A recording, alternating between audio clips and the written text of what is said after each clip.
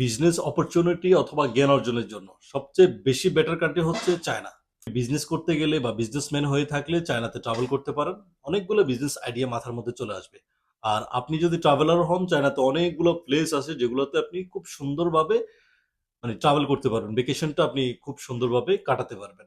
যাদের আসলে চায়নার ভিসা লাগবে, আমরা চাইনিজ ভিসাটা করে দিতে পারবো।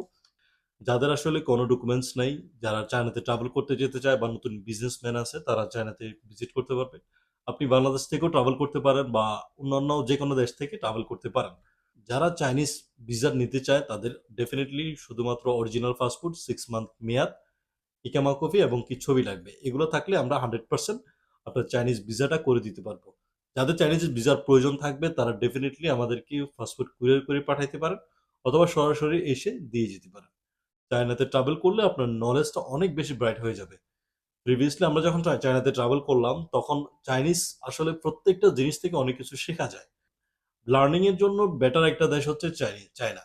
চায়নাতে ট্রাভেল করে আসলে আপনি দেখতে পারবেন যে অন্যান্য যে দেশগুলোতে আপনি ট্রাভেল করছেন সবচেয়ে বেটার হচ্ছে চায়না।